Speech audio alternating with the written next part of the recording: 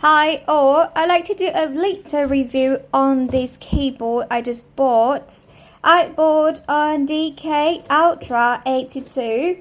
I think it looks lovely. The sound also very creamy.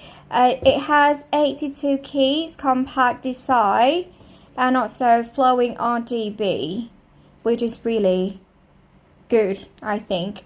And also, if you can see, this one I'm trying to unpack it.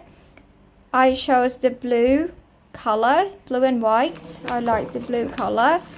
Well, the sound's very creamy. I'll let you hear it.